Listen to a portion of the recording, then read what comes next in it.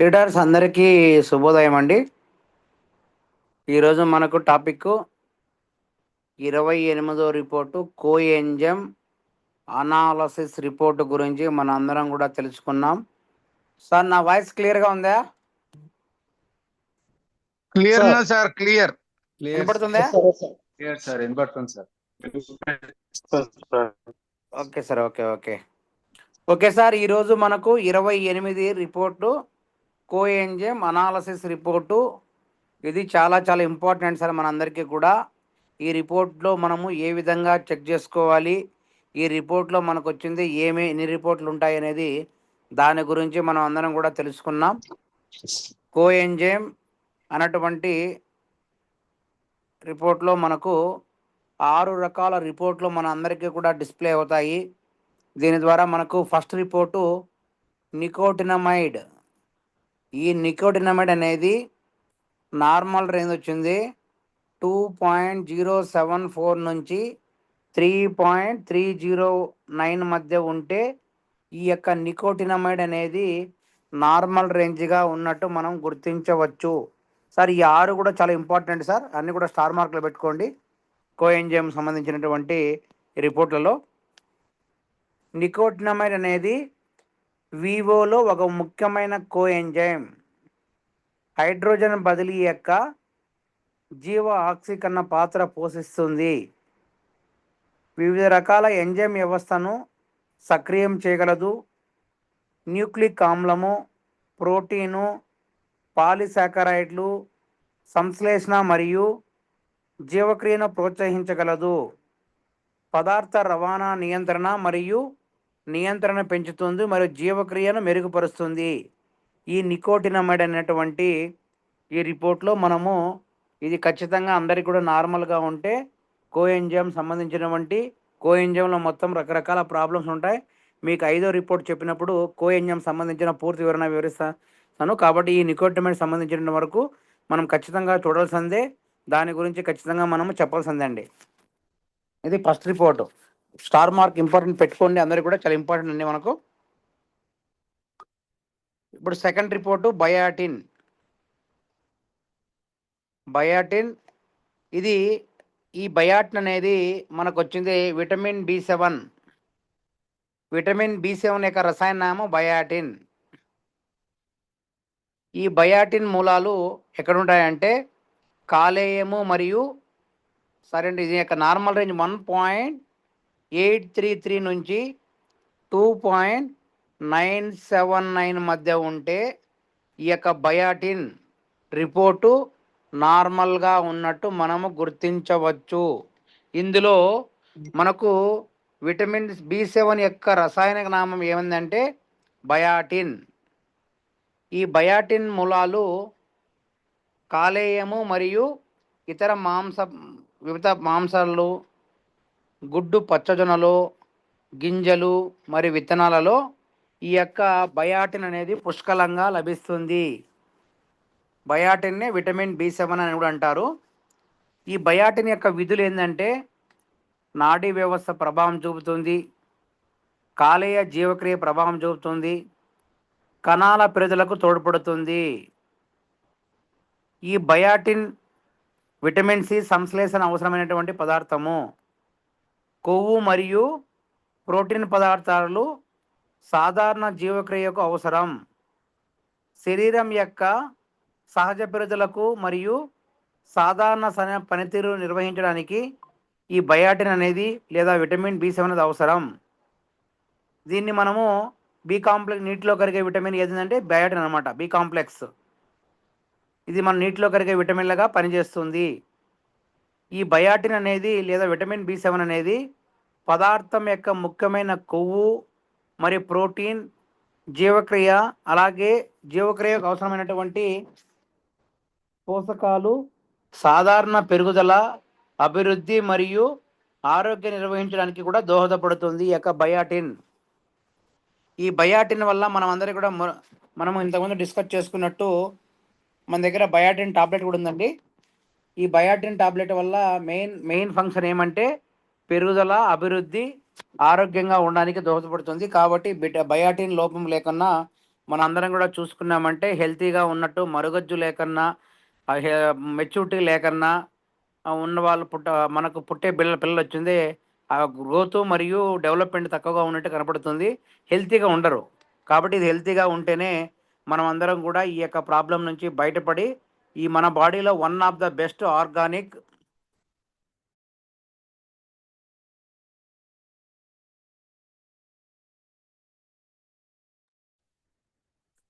Sir నా voice వినపడుతుందా? వినబడుతుంది సార్. వినబడుతుంది sir. Okay sir, okay. Second report biotin clear కదా సార్? Clear sir.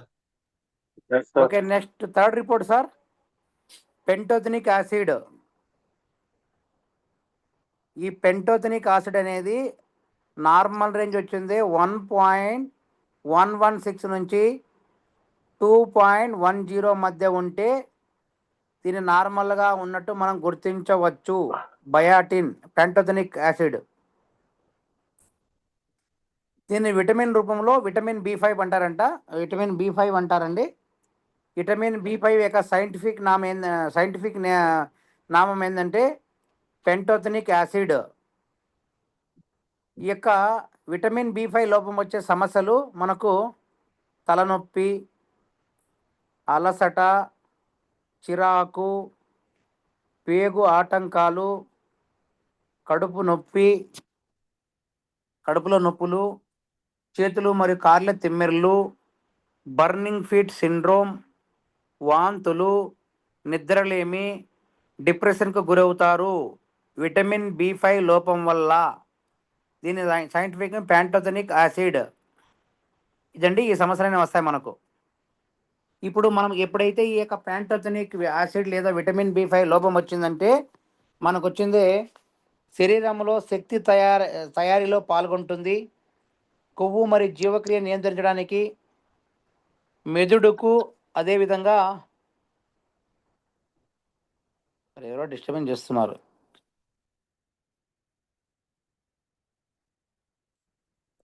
ఇది మనకు మెదడు మరియు నరాల పోషకాలకు అవసరం. శరీరం ఒత్తిడి నిరోధించడానికి హార్మోన్లు, స్టెరాయిడ్ స్రావాన్ని సహాయపడతాయి ఈ యొక్క పెంటోథెనిక్ ఆమ్లము లేదా విటమిన్ B5. ఆరోగ్యకరమైన చర్మము, జుట్టు నిర్వహించడానికి ఈ యొక్క విటమిన్ B5 అనేది పెంటోథెనిక్ యాసిడ్ అనేది మనకు దోహదపడుతుంది. ఇదండి third report. Fourth one, folic acid. Folic acid వచ్చింది నార్మల్ రేంజ్ 1.449 నుంచి 2.246 మధ్య ఉంటే ఈ యొక్క పోలిక్ యాసిడ్ నార్మల్గా ఉన్నట్టు మనం గుర్తించవచ్చు. ఈ పోలిక్ యాసిడ్ మనకు యొక్క విధులు, ఇంపార్టెంట్ విధులు ఏమనగా అంటే ఎర్ర రక్త కణాలను, ఎరిథోసైట్స్ తయారు చేస్తుంది. DNA మరియు కణజ విభజన యొక్క సంశ్లేషణ చేయడానికి, పిండంలో న్యూరల్ ట్యూబ్ లోపాలు నివారించడానికి దోహదపడుతుంది. ఈ పోలిక్ ఆమ్లం శరీరం చక్కెరలు మరియు అమైనో ఆమ్లాలు ఉపయోగించుకోవడానికి అవసరమైన పదార్థం. శరీర కణాల పెరుగుదలకు మరియు పునరుత్పత్తికి అవసరమైనటువంటి పోలిక్ ఆమ్లము లేకపోవడం వల్ల మానవ శరీరంలో జాయింట్ సెల్ అనీమియా మరియు లుకోఫేనియా ఏర్పడుతుంది. శారీరక బలహీనతలు, చిరాకు, ఆకలి లేకపోవడం మరియు మానసిక లక్షణాలకు కూడా దారితీస్తుంది.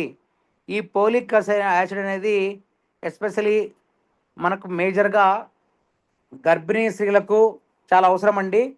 ఎందుకంటే ఎర్ర రక్త కణ ఎరిథోసైట్ తయారు చేయడానికి చాలా చాలా ఇంపార్టెంటు.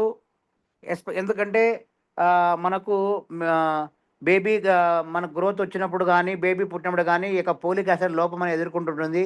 ఎప్పుడైతే మనకి ఈ యొక్క పోలిక్ యాసిడ్ మనకు రక్తం తగ్గిపోయిందంటే మనకు అనీమియా, లూకోఫోరియా, శరీరం బలహీనపడడం, చిరాగ్గా ఉండడం, ఆకలి మందగించడం, ఇవన్నీ కూడా లక్షణాలు మనం గుర్తించవచ్చు. ఇది చాలా చాలా ఇంపార్టెంట్. అందరికీ కూడా, ఆడవారికి, మగవారికి కూడా పోలిక్ యాసిడ్ అనేది నార్మల్గా ఉండాలి. నార్మల్గా ఉంటేనే మనం అందరం కూడా ఫర్దర్గా ఉన్నటువంటి ఏ సమస్య అయినప్పటికీ అందుకే మనము బ్లడ్ హిమోగ్లోబిన్ అనేది పాయింట్స్లో చూపిస్తుంది మనకు. ఆ పాయింట్ల పరంగా మనకు హెల్తీగా లీటర్లు అయినా అదేవిధంగా పాయింట్లు అయినా కూడా అది ఖచ్చితంగా ఉండాలి. తక్కువ ఉండకూడదు, ఎక్కువ ఉండదు. ఎక్కువ ఉన్నా కూడా డేంజరే. తక్కువ ఉండకూడదు, ఎక్కువ ఉండకూడదు. నార్మల్ రేంజ్‌లో అనేది ఈ యొక్క పోలిక్ యాసిడ్ మనకు అవసరం అది వాడాలండి. ఇది నార్మల్ ఉన్నట్టు చూసుకోవాలి. Fifth report sir, coenzyme Q10. ఇది చాలా చాలా వెరీ వెరీ ఇంపార్టెంట్. అన్నిటికన్నా హైలైట్ అనమాట ఇది.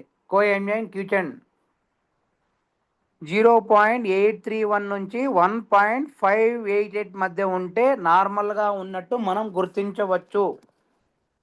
ఈ యొక్క కోఎంజైమ్ Q10 మనకు ప్రధాన శక్తి అణువు మరియు యాంటీ ఆక్సిడెంట్లుగా పనిచేస్తాయి. పరిశోధన ప్రయోజనానికి ఈ క్రింద చూపబడిన వంటి సమస్యలు మనం ఎదుర్కోవాల్సి వస్తుంది. ఈ యొక్క కోఎంజైమ్ Q10 లోపం వల్ల మన బాడీలో హైపర్ టెన్షన్, త్వరగా వృద్ధాప్యం రావడం, అలసట, దంత ఆరోగ్యం, కంటి ఆరోగ్యం, మూత్రపిండ ఆరోగ్యం, మైగ్రేన్ హెడేకు, నాడీ మరియు మెదడు ఆరోగ్యము, స్టాటిడ్ థెరపీ, కీమోథెరపీ, జన్యు కోఎంజైమ్ Q10 లోపాలు, మగవంధ్యత్వం. ఎవరైతే ఇన్ఫర్టిలిటీ బాధపడుతున్నారో వాళ్ళందరికీ కూడా కోఎంజైమ్ Q10 అనేది లోపిస్తుందండి. మనము కోఎంజైమ్ Q10 అనేది ఒక యాంగిల్లో మనము క్యాన్సర్ పేషెంట్కు, అదేవిధంగా మనకు వచ్చింది హార్ట్ పేషెంట్కి మాత్రమే ఇస్తాము. వాళ్ళకే కాదండి, ఎవరైతే ఇన్ఫర్టిలిటీతో బాధపడుతున్న జెంట్స్ ఉన్నారో వాళ్ళకు మన కోఎంజైమ్ Q10 కూడా వాడించాల్సిన అవసరం ఎంతైనా ఉంది. కాబట్టి వన్ ఆఫ్ ద ఫస్ట్ కోఎంజైమ్లో ఈ యొక్క అన్ని ప్రాబ్లమ్స్ కూడా ఇది నార్మల్గా ఉంటే హెల్తీగా ఉన్నట్టు మనం అందరం కూడా గుర్తుంచుకోవాలి. అన్నిటికన్నా మనకు హైలైట్ కోఎంజైమ్ Q10. కాబట్టి కోఎంజైమ్ Q10ను మనము నార్మల్ రేంజ్ పెట్టుకున్నామంటే ఏ ప్రాబ్లమ్స్ లేకన్నా హెల్తీగా ఉండడానికి దోహదపడుతుంది. ముఖ్యంగా దీంట్లో మనం చూస్తే కోఎంజైమ్ Q10 అనేది కొవ్వులో కరిగే యాంటీ ఆక్సిడెంట్. కోఎంజైమ్ Q10 మానవ జీవితానికి చాలా ఇంపార్టెంట్ అండి. శరీర కణాలకు మరి శక్తి పోషకాలకు సక్రియం చేయగల రోగనిరోధక శక్తిని మెరుగుపరచడానికి, యాంటీ ఆక్సిడెంట్ను పెంచడానికి, వృద్ధాప్య నిరోధించడానికి, మానవ శరీరం యొక్క శక్తిని పెంచడానికి ముఖ్యమైన అంశాల్లో ఈ యొక్క కోఎంజైమ్ Q10 అనేది చాలా ఇంపార్టెంట్. మనకు కోఎంజైమ్ Q10 యొక్క మొత్తం శరీరం కంటెంట్లో 500 నుంచి 1500 మిల్లీగ్రాములు మాత్రమే ఉంటుంది. మరియు వృద్ధులు మరియు 20 సంవత్సరాల వయసు వరకు మానవ అవయవాల కోఎంజైమ్ కంటెంట్ గరిష్ట స్థాయి చేరుకుంటుంది, తర్వాత వేగంగా తగ్గుతుంది. కాబట్టి నార్మల్గా ఉండాల్సినటువంటి ఈ యొక్క కోఎంజైమ్ కంటెంట్ అనేది మనకు 500 నుంచి 1500 మిల్లీగ్రామ్ మాత్రమే మనకు అవసరం. అది నార్మల్ రేంజ్కు మనకు ఉన్నట్టు మనం చూసుకుంటే ఏ ప్రాబ్లమ్స్ రాకన్నా మనం పసిగట్టవచ్చు. కాబట్టి హెల్తీగా ఉండాలంటే ఈ యొక్క కోఎంజైమ్ Q10 వల్ల ఈ రకరకాల సమస్యలు మనం ఎదుర్కోవాల్సి వస్తుంది. కాబట్టి దాన్ని నార్మల్ రేంజ్లో మనం అందరం కూడా ఉంచుకోవాల్సిన అవసరం ఎంతైనా ఉంది. దీంట్లో లాస్ట్ అండి గ్లూటాథిన్ అనేది మనకి యొక్క కోఎంజైమ్లో 6వ రిపోర్టు. నార్మల్ రేంజ్ వచ్చింది 0.726 నుంచి 1.281 మధ్య ఉంటే ఇక గ్లూటాథిన్ నార్మల్గా ఉన్నట్టు మనం గుర్తించవచ్చు. దీని ఫంక్షన్ చూద్దాం మనం ఒకసారి. యాంటీ ఆక్సిడెంట్లుగా, ప్రోటీన్ సంశ్లేషణ, నిర్విషీకరణం, రోగనిరోధక శక్తి బూస్టర్గా, DNA సంశ్లేషణను మరమ్మతులు చేయడానికి, ఎంజైమ్లు యాక్టివ్ చేయడానికి, అమైనామ్ల బదిలీ చేయడానికి, బ్రూయింగ్ పరిశ్రమలలో ఇక గ్లూటాథిన్ అనేది మెయిన్ ఫంక్షన్గా మనకు ఉపయోగపడుతుంది. ఇప్పుడు మనము గ్లూటాథియన్ 3 అమైనో ఆమ్లాలు పెప్టైడ్తో కూడి ఉంటుంది. శరీరంలోనే దాదాపు ప్రతి కణంలోనూ ఒక గ్లూటాథిన్ కణం ఉంటుంది. సాధారణంగా గ్లూటాథిన్ శరీరంలో సాధారణ రోగనిరోధక వ్యవస్థను పనితీరును నిర్వహించడానికి సహాయపడుతుంది. ఇక గ్లూటాథియోన్ యొక్క మరొక ప్రధాన శారీరక పాత్ర శరీరంలో ఒక ముఖ్యమైన యాంటీ ఆక్సిడెంట్గా శరీరానికి కావాల్సినటువంటి ఫ్రీ రాడికల్స్ నుంచి విముక్తి చేయడానికి మానవ శరీరం శుభ్రపరుస్తుంది మరి శుద్ధి చేస్తుంది. ఈ యొక్క గ్లూటాథియోన్ అనేది పర్యావరణ కాలుష్యానికి తగ్గిస్తుంది. ప్రజలు ఆరోగ్యంగా మెరుగుపరచడానికి ఇక గ్లూటాథియోన్ అనేది మనకు హెల్తీగా ఉండడానికి దోహదపడుతుంది. దీని పరంగా మనకు ఈ యొక్క 6 రిపోర్ట్లో ఏది ఉన్నప్పటికీ మనం ఎక్స్ట్రాఆర్డినరీగా మన దగ్గర Keva food supplementary coenzyme Q10 drops అండి. ఉదయం 20 చుక్కలు, సాయంత్రం 20 చుక్కలు వాడడం వల్ల ఈ 6 రకాలు ఏది ఉన్నప్పటికీ మనం అన్నీ కూడా నార్మల్గా వచ్చేదానికి దోహదపడుతుంది. అదేవిధంగా మరొకది హిమాలయన్ బెర్రీ జ్యూస్. ఎందుకంటే మనకు విటమిన్ B5 ఉంది, విటమిన్ B6 ఉంది, విటమిన్ B7 ఉంది. విటమిన్ B7, విటమిన్ B5 నికోటినమైడ్లో కూడా మనకు ఎన్ని లోపం ఉన్నప్పటికీ మనకు కాపాడే విటమిన్ అనేది హిమాలయన్ బెర్రీ జ్యూస్లో మనకు ఉంటుంది. హిమాలయన్ బెర్రీ జ్యూస్ ఇవ్వాలి. దాంతోపాటు మన అందరం కూడా ట్రిపుల్ స్టెమ్ సెల్ పౌడర్ మనం ఇవ్వగలిగామంటే టోటల్గా ఈ ప్రాబ్లం ఏది ఉన్నప్పటికీ మనం హెల్తీగా ఉండడానికి దోహదపడుతుంది. ఇదండి ఈరోజు టాపిక్. ఈ టాపిక్ కోఎంజైమ్ సంబంధించి ఏమన్నా మీకు క్వశ్చన్ అడగండి. నెక్స్ట్ ఇంకా రెండు సబ్జెక్ట్ చిన్న సబ్జెక్ట్ ఉన్నాయి, దాంతో మనము కంప్లీట్ చేసుకున్నాం. ఇక కోఎంజైమ్ సంబంధించి మీకు ఏమన్నా అభ్యంతరం ఉంటే అడగండి, క్లారిఫై చేస్తాను. సార్ కాంపోజిషన్ చెప్పండి సార్ ఇంకోసారి. Coenzyme Q10 drop sir. Okay sir. Himalayan berry juice. Okay sir. Triple stem cell power mandatory. Okay, thank you sir. Okay sir. Sir ఇంకా ఎవరికైనా క్వరీ సార్ కోఎంజైమ్ సంబంధించి మీకు ఏమన్నా క్వరీస్ ఉంటే?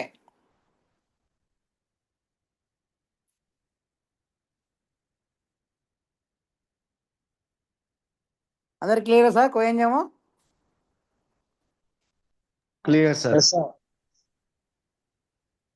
చిన్న టాపిక్లు సార్ ఈరోజు గారు మిగతా రిమైనింగ్ ఏ టాపిక్ వెళ్దామా? వెళ్దాం సార్. ఈ రిపోర్ట్లు చూపి ఒకసారి ఇంకోటి మనకు దీనికి డేటా కూడా ఏముండదు. 29 రిపోర్టు స్పెర్మన్ సీమన్ 29 రిపోర్టు మనకు అది చార్ట్లో కనపడదు సార్. అది స్పెర్మన్ సీమన్. దీంట్లో 4 రిపోర్ట్లు మనం గుర్తించవచ్చు. దాంట్లో ఫస్ట్ది రాసుకోండి, సీమన్ వాల్యూ ఫస్ట్ రిపోర్టు.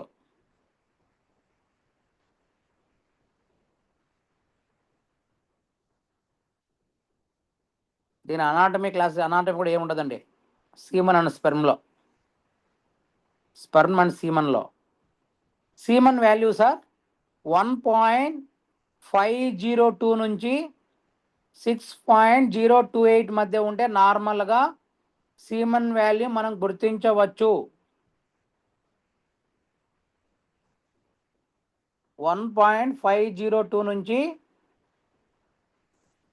6.028 మధ్య ఉంటే సీమెన్ వాల్యూ నార్మల్గా ఉన్నట్టు మనం గుర్తించవచ్చు. దీంట్లో అనాటమీ ఏమి ఉండదు. రాసుకున్నాను సార్ ఫస్ట్ వారి report.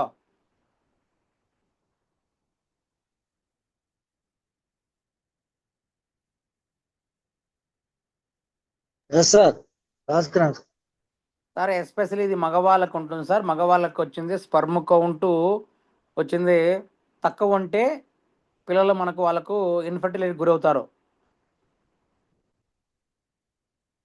Second report sir,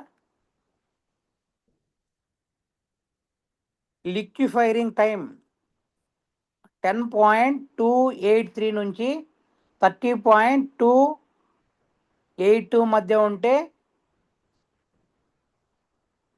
లిక్విఫైరింగ్ time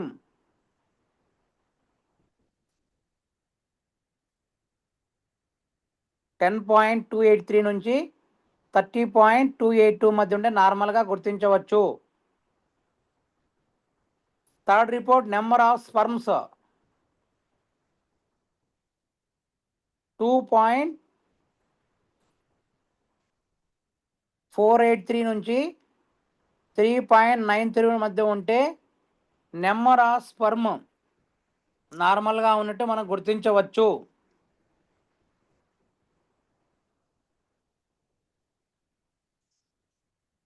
క్లియరా సార్? రాసుకున్నారా? Yes, sir. Fourth report, sperm motility rate.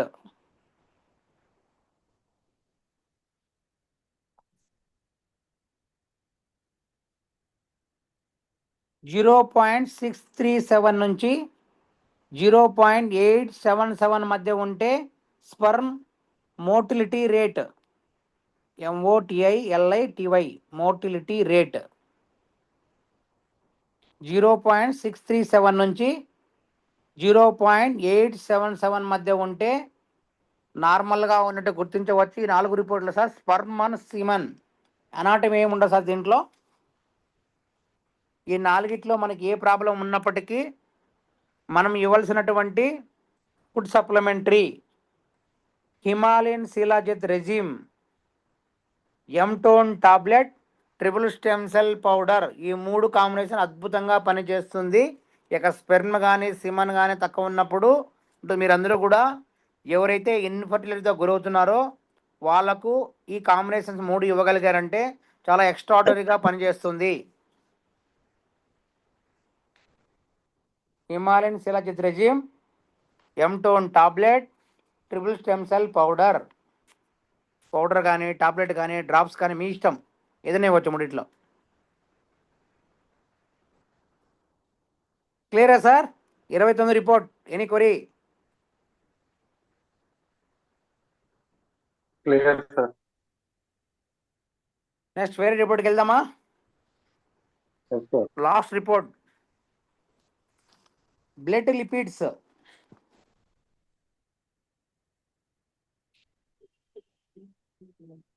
Blood lipids sir, report number 30. దీంట్లో 7 రకాల రిపోర్ట్లు మనకు ఉంటాయి. ఆల్రెడీ ఇంతకుముందు ఇంతకుముందు మనము బ్రెయిన్లో కాదు, సర్క్యులర్ వాస్కులారిటీ ఫస్ట్ రిపోర్ట్లో blood viscosity, total cholesterol, triglycerides, HDL, LDL, neutral fat, ఇవన్నీ కూడా మనం డిస్కస్ చేసుకున్నాం సార్. దీంట్లో మళ్ళీ రిపీట్ అవుతాయి. బ్లడ్ లిపిడ్స్లో ఫస్ట్ రిపోర్ట్ రాసుకోండి. బ్లడ్ విస్కోసిటీ నార్మల్నే వచ్చింది. 4.131 నుంచి 4.562 మధ్య ఉంటే బ్లడ్ విస్కోసిటీ నార్మల్గా ఉన్నట్టు గుర్తించవచ్చు.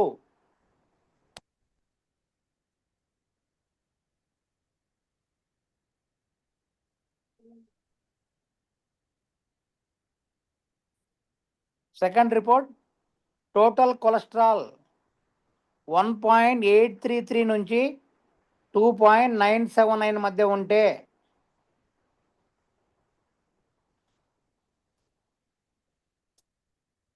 ట్రైగ్లిజరాయిడ్స్ థర్డ్ రిపోర్ట్ 1.116 నుంచి 2.101. మీకు డౌట్ రావచ్చు అప్పుడే, సార్ కొలెస్ట్రాల్, ట్రైగ్లిజరాయిడ్స్, HDL మీరు ఏం చెప్పినాక సార్ ఇక్కడ ఏం సార్ తేడా ఉందంటే అది కూడా మీకు క్లారిటీ ఇస్తా.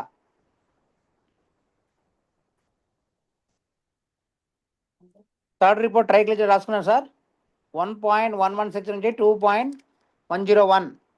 Fourth one HDL, high density lipoprotein, 1.449 నుంచి 2.246. LDL, లో డెన్సిటీ లిపోప్రోటీన్, 0.831 నుంచి 1.588 మధ్య ఉంటే నార్మల్గా ఉన్నట్టే మనం గుర్తించవచ్చు. Sixth report, neutral fat, MUTRAL neutral fat 0.726 నుంచి 1.28 మధ్య ఉంటే నార్మల్గా ఉన్నట్టు గుర్తించవచ్చు.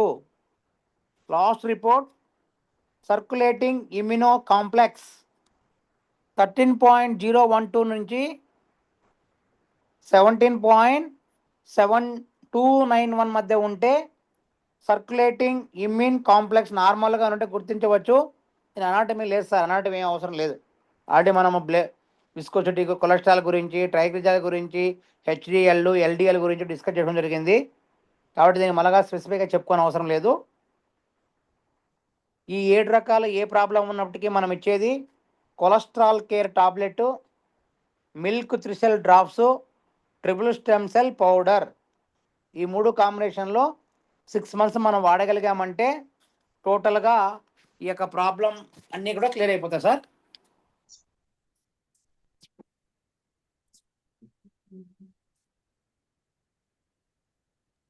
Sir composition cholesterol care.